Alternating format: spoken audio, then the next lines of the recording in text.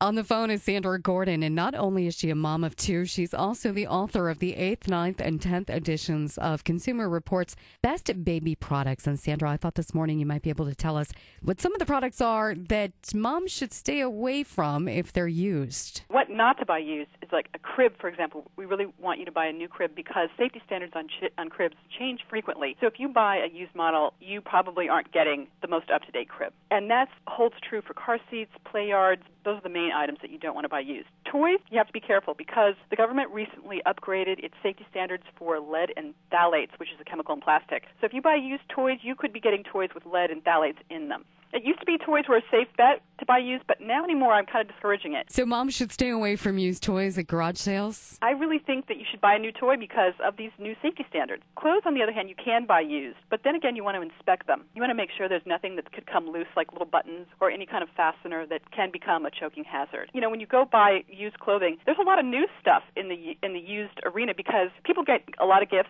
of clothes, and they have clothes their babies just didn't wear, and so that gets passed along in the retail stream. So you can find new clothes in used clothing stores, and the general rule of thumb is it should either look new to you or be new if you're going to buy used. You don't want to dress your baby in something that doesn't look safe. Now, when it comes to diapers, what's the difference between buying the name brand diapers and the store brand? With diapers, in our Consumer Reports test, we found that the brand names do perform a little bit better, but the store brands aren't far behind. So to save a couple bucks, you can go ahead and get the store brand, and you're going to be fine. There's no reason why you can't buy store brand, and the same goes with infant formula. In fact, all infant formulas sold in the U.S. must meet the same safety standards according to the FDA. So whether it's a store brand or a name brand, that has to have the same formulation, the same basic formulation. So they have to meet these basic nutrient requirements. So it definitely pays to buy store brand infant formula. Sandra, if you could name one product that's on the market for babies that is an absolute waste of money, what would you say that it is? Those sleep positioners, the thing that you put in the crib to reduce your baby's risk of SIDS, those actually are a SIDS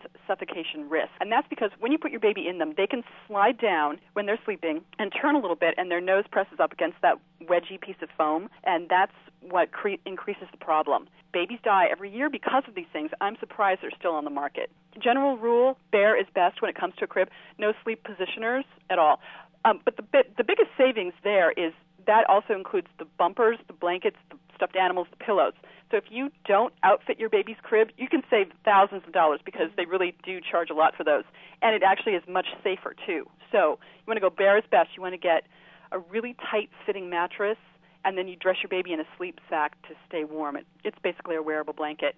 And that's it. A lot of very interesting information. We really appreciate you taking the time to talk to us today. Thank you. Thanks for having me. If you'd like to learn more about Sandra or Consumer Reports Best Baby Product books, you can check out Sandra's website at sandrajgordon.com.